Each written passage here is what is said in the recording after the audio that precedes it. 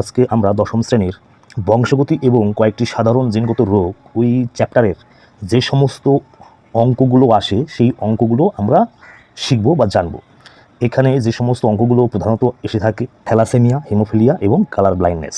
এখানে আমরা প্রথমে কালার ব্লাইন্ডনেস রিলেটেড যে সমস্ত অঙ্কগুলো আসে সেগুলো আমরা শিখে নেব। তোমরা ভালো করে বুঝবে, যদি বুঝে নাও তাহলে যাবতীয় যত ধরনের অঙ্ক ঘুরিয়ে ফিরিয়ে দেখ না কেন তোমরা কিন্তু সেগুলো সলভ করতে পারবে।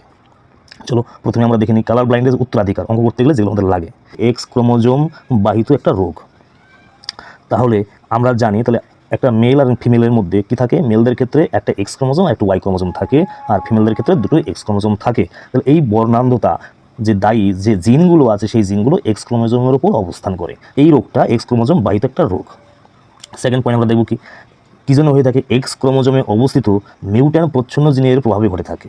মিউট্যান্ট প্রচ্ছন্ন জিন মানে ধরো কোনো জিন আমি এক্স ক্রোমোজোমে লিখলাম, এক্স ক্রোমোজোমে কী হবে মিউট্যান্ট জিন মানে ধরো এক্সি সাপোজ লিখলাম, তাহলে এই জিনটার জন্য কি হবে বর্ণান্ধতা হয়ে থাকে। আর বর্ণান্ধতা হবে না যে জিনটা সেটা হচ্ছে স্বাভাবিক জিন এক্সি প্লাস, এরকমভাবে লেখা হয়। তাহলে বোঝা গেল তাহলে বর্ণান্ধতা কি জন্য হচ্ছে এক্স সাপেক্সি মানে রিসেসিভ বা প্রচ্ছন্ন জিন বা মিউট্যান্ট হয়ে গেছে, এক্সি প্লাস মিউট্যান্ট হয়ে গেছে। মিউট্যান্ট হয়ে গেলে কি হয় এক্সিতে রূপান্তরিত হয়ে যায় বা কি হয় প্রচ্ছন্ন জিন বলতে পারো। এক্সি হচ্ছে প্রচ্ছন্ন জিন আর এক্সি প্লাস হচ্ছে প্রকট জিন। তাহলে এটা আমরা দেখলাম। থার্ড যে পয়েন্ট আমরা দেখব কি বলেছে, এক্স ক্রোমোজোমে অবস্থিত মিউট্যান্ট জিনের হোমোজাইগাস অবস্থায় স্ত্রীদেহে বর্ণান্ধতা দেখা যায়। কিভাবে একটু দেখে নাও, আমরা পরে যাচ্ছি। তাহলে পরে দিয়েছে কি এক্স ক্রোমোজোমে অবস্থিত মিউট্যান্ট প্রচ্ছন্ন হেটেরোজাইগাস অবস্থায় স্ত্রীরা স্বাভাবিক কিন্তু বর্ণান্ধ বাহক হয়। দেখো এখানে কি হবে, পুরুষদের মাত্র কি লেখা হয়েছে, একটি মাত্র এক্স ক্রোমোজোম থাকে, সুতরাং পুরুষদের একটি মাত্র মিউট্যান্ট প্রচ্ছন্ন জিনের উপস্থিতির জন্য বর্ণান্ধতা দেখা যায়, অর্থাৎ স্ত্রীদের তুলনায় পুরুষদের এই রোগে আক্রান্ত হওয়ার সম্ভাবনাটা বেশি থাকে। দেখো এবার আমরা এখানে বিষয়বস্তু বোঝার, দেখো এক্স সি যেটা লেখা হয়েছে তার বর্ণান্ধতার প্রচ্ছন্ন জিন বা বর্ণান্ধতার দায়ী জিন, মানে এক্স লিখলাম তার মাথায় সি দিলাম, এই জিনটা কি হয় বর্ণান্ধতার জন্য হয়ে থাকে।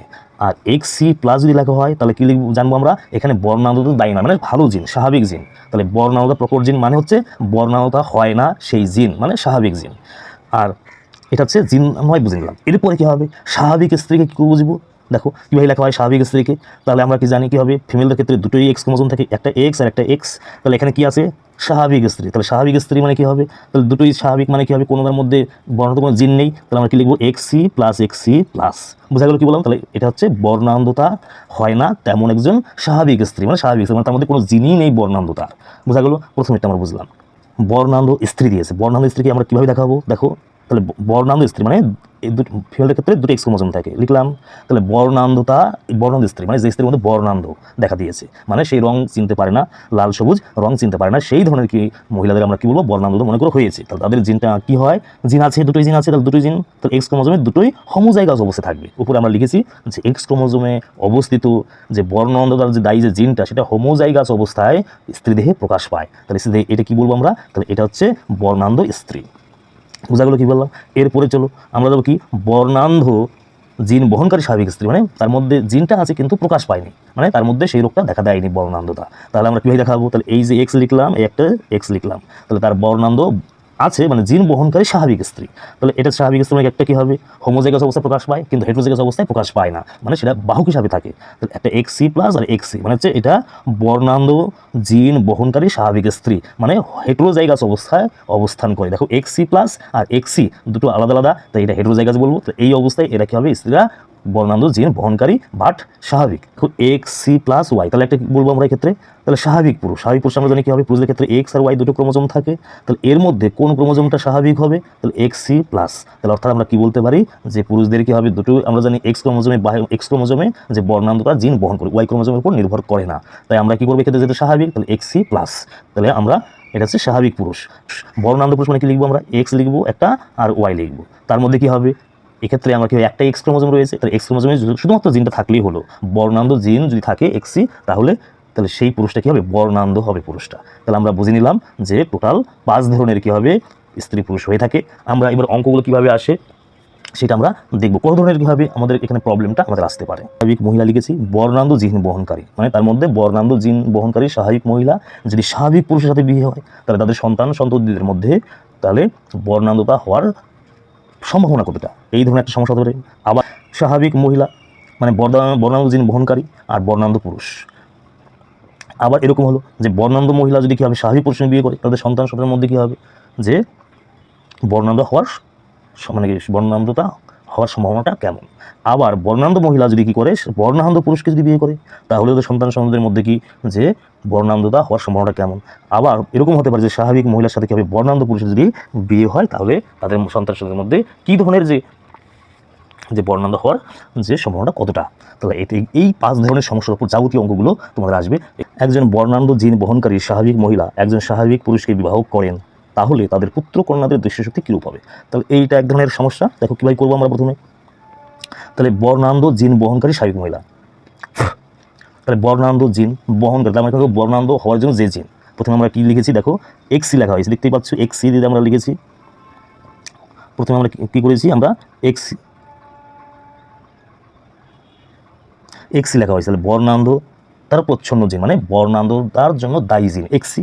আর এক্সি প্লাস আমরা দেখবো, এই যে দেখতে পাচ্ছি এক্সি প্লাস লেখা আছে বর্ণান্ধ প্রকট জিন বা বর্ণান্ধতার জন্য দায়ী জিন নয়। মানে আমরা কি বলতে পারি যে এটা হচ্ছে স্বাভাবিক জিন, এক্সি প্লাস হচ্ছে স্বাভাবিক জিন, আর এক্সি বর্ণান্ধতার জন্য দায়ী জিন। তাহলে এবার কি বলেছে, কার সঙ্গে বিয়ে হবে, তাহলে বর্ণান্ধ জিন বহনকারী স্বাভাবিক মহিলা। তাহলে বর্ণান্ধ জিন স্বাভাবিক মহিলা যদি হয়ে থাকে, তাহলে দেখো তাহলে এই ক্ষেত্রে তাহলে বর্ণান্ধ জিন বহনকারী স্বাভাবিক মহিলা মানে হেটেরোজাইগাস অবস্থা থাকবে, মানে একটা এক্সি প্লাস আর একটা হচ্ছে এক্সি থাকবে শুধু। দেখো এই যে আমরা লিখেছি এই যে এখানে, তাহলে আমরা কি বর্ণান্ধ জিন বহনকারী স্বাভাবিক মহিলা শিখে গেলাম। এরপরে যাবো কি হবে, স্বাভাবিক পুরুষ, মানে তার মধ্যে কোনো বর্ণান্ধ জিন বহনকারী কোনো জিনই থাকবে না, মানে কি থাকবে, এক্সি প্লাস থাকবে, ওয়াই থাকবে।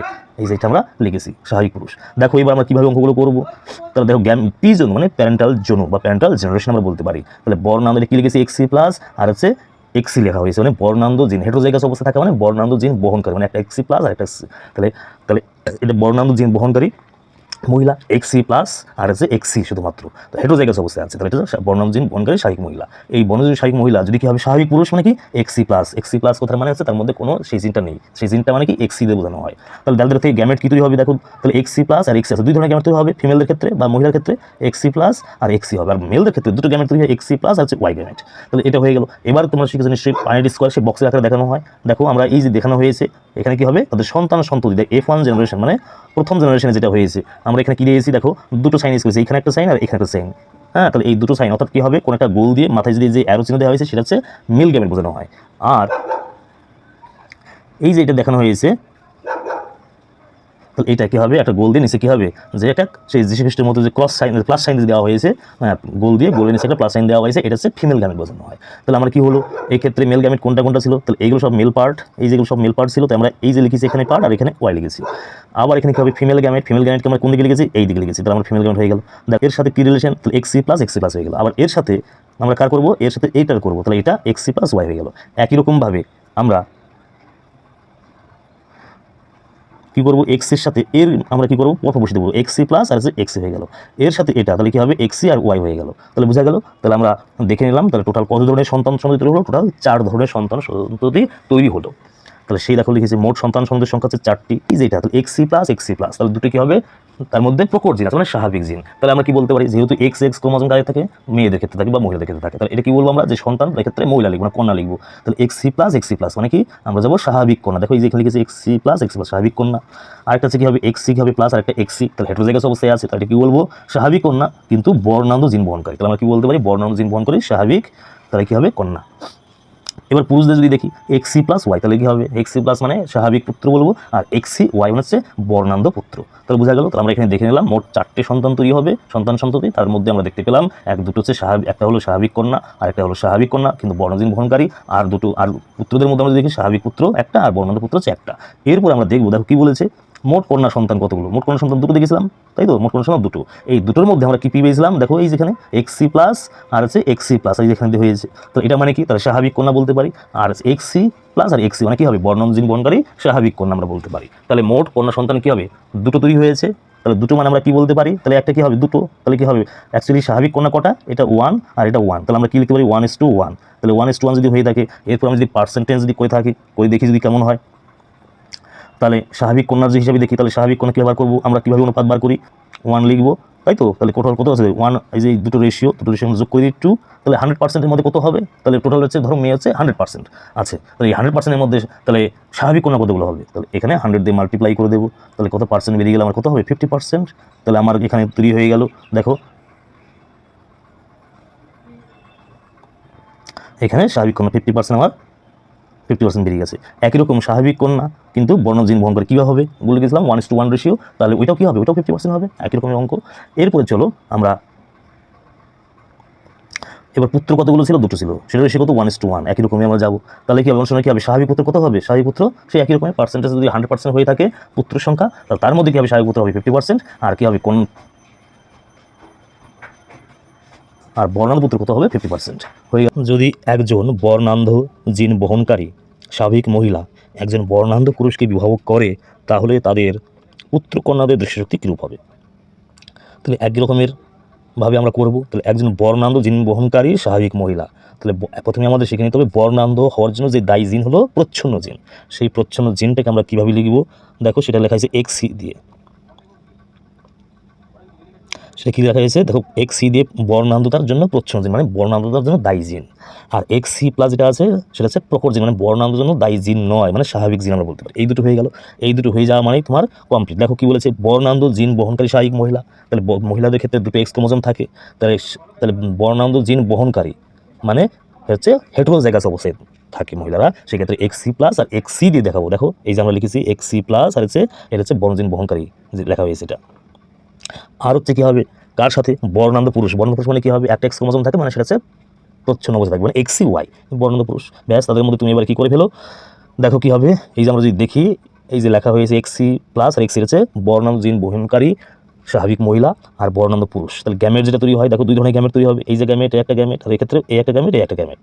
তাহলে আমরা কি বললাম, একটা গোল দিয়ে কি করা হয়, গোল দিয়ে মাথায় এই যে অ্যারো চিহ্ন, তাহলে এটা হচ্ছে মেল গ্যামেট বোঝানো হয়, আর এইটা দিয়ে নিচে যে প্লাস সাইন সেটাকে আমরা ফিমেল গ্যামেট বোঝানো হয়। তাহলে ফিমেল গ্যামেট কী হবে, XC প্লাস এই যে ফিমেল গ্যামেট, নিচের দিকে আমরা লিখবো এই যে দুটো, আর এদিকে মেল গ্যামেট লেখা হয়েছে এইদিকে লিখলাম। একই রকমভাবে আমরা কী করবো, পরপর বসিয়ে দেবো সেটা। দেখো তাহলে আমরা কী করলাম, তাহলে XC প্লাসের সাথে XC, তাহলে কী হবে, এটা বসাবো, তাহলে XC প্লাস XC। একই রকমভাবে X এর সাথে কী হবে, Y বসিয়ে দেবো, এটা হলো। আবার X এর সাথে কী হবে, XC বসিয়ে দেবো, তাহলে এটা হলো। আবার X এর সাথে Y বসিয়ে দেবো, যেটা হলো এটা হলো। তাহলে মোট সন্তান সন্ততি কতগুলো হলো, 4টে হলো। তাহলে মোট সন্তান সন্ততি 4টে।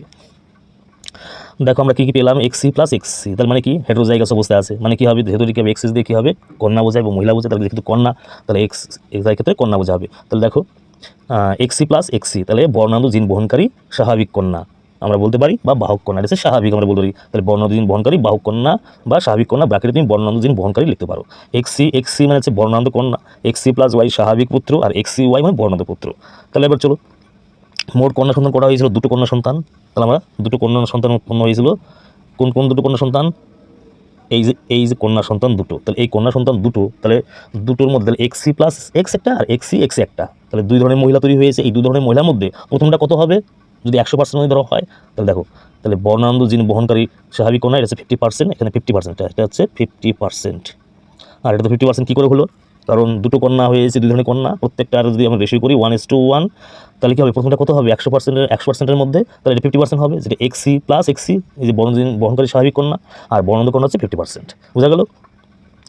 এরপরে আমরা দেখব যে পুত্র সংখ্যা, পুত্র কী হবে, দুই ধরনের পুত্র হয়েছে, একটা স্বাভাবিক পুত্র এই যে একটা দেখতে পাচ্ছ, আর XC আর Y যেটা আছে দুই ধরনের পুত্র হয়েছে, সেটাও রেশিওটা কত 1:1, তাহলে কী হবে, প্রথমটা তাহলে কত হবে, 100%-এর মধ্যে 50%, এই যে আবার বর্ণান্ধ পুত্র 50%। তাহলে আমরা বুঝে গেলাম, একজন বর্ণান্ধ মহিলা একজন স্বাভাবিক পুরুষকে বিবাহ করলেন, প্রথম অবত্য বংশে তাদের সন্তানদের মধ্যে বর্ণান্ধতার সম্ভাবনা বিচার করো। তাহলে একই রকমের, তাহলে বর্ণান্ধ জিন বহনকারী যে কী দিয়ে বোঝাবো আমরা, XC দিয়ে বোঝাবো বর্ণান্ধতার জন্য, আর বর্ণান্ধ জন্য দায়ী জিন নয় সেটা হচ্ছে XC প্লাস, ব্যাস হয়ে গেল।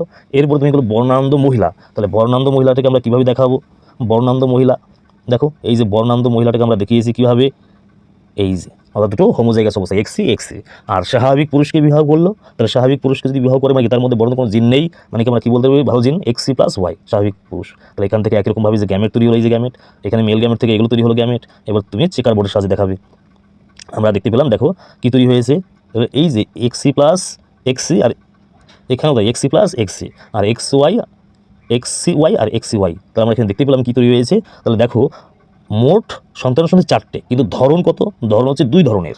দেখো এখানে সবাই যে কন্যা যেগুলো আছে সবাই এক রকমের, মানে XC plus XC, পরেরটাও XC plus XC, মানে হচ্ছে এটা হচ্ছে হেটেরোজাইগাস অবস্থায় আছে, মানে বাহক কন্যা, বর্ণান্ধ জিন বহনকারী স্বাভাবিক কন্যা আমরা বলতে পারি, বা বর্ণান্ধ বা স্বাভাবিক কন্যা ব্র্যাকেটে আমরা লিখবো যে বাহক কন্যা। তাহলে বাহক কন্যা যদি হয়ে থাকে, তাহলে বাহক কন্যা সবই হচ্ছে কী হবে, একই রকমের মানে কি একই রকমের, তাহলে 100%-এর মধ্যে কত হবে, এটা হচ্ছে 100%, তাহলে কী হবে, সব যদি কন্যা কী হবে, সব সমস্ত কন্যা একই রকমের হয়েছে, অর্থাৎ কী হবে বর্ণান্ধ জিন বহনকারী স্বাভাবিক কন্যা। তাহলে টোটাল কি 100% হয়ে যাবে। এটা ক্যালকুলেশনের ক্ষেত্রে দেখো মোট 2 প্রকার অবস্থা উৎপন্ন হবে, যার মধ্যে সকল কন্যা কী হবে 100% বাহুক হবে, প্রথমটাই বাহুক। আর বর্ণান্ধ পুত্র কত আছে, সমস্ত বর্ণান্ধ পুত্র দুটো তৈরি হয়েছে, মানে সমস্ত বর্ণান্ধ পুত্রই কি আমরা কি বলতে পারি এক্ষেত্রে, যে বর্ণান্ধ হবে। একজন স্বাভাবিক মহিলা ও একজন বর্ণান্ধ পুরুষের সন্তান সঙ্গে কীরূপ হবে, তাহলে একই রকম যদি দেখো, তাহলে স্বাভাবিক মহিলা মানে কি আমরা কি বলতে পারি, তার মধ্যে কোনো নর্মাল মহিলা, তাহলে এক্সি প্লাস আমরা লিখবো, ব্যাস এটা হয়ে গেল স্বাভাবিক মহিলা। বর্ণান্ধ পুরুষ মানে কি হবে, তাহলে দুটো আছে এক্স লিখবো, ওয়াই লিখবো। বর্ণান্ধ মানে একটা কি প্রচ্ছন্ন জিন থাকবে। তাহলে এবার এদের মধ্যে কি করবো আমরা, যে চেকার বোর্ডের মাধ্যমে এবার আমরা এবার দেখো কী করা হয়েছে, সে একই রকম প্রসেস। দেখো এখানে গ্যামেট তৈরি করছে, male gamete female gamete, male গ্যামেটটা উপরে লেখা হয়েছে, ফিমেল গ্যামেটটা এদিকে লেখা হয়েছে।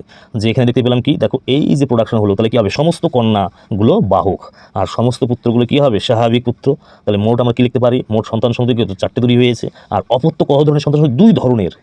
দেখো মোট 2 প্রকার অপত্য উৎপন্ন, যার মধ্যে সকল কন্যা, কারণ কি সমস্ত কন্যা যে তৈরি হয়েছে তাহলে একই রকমের, তাহলে 100% বাহুক হবে। আর সমস্ত পুত্রই একই রকমের, মানে সকল পুত্র 100% স্বাভাবিক হবে।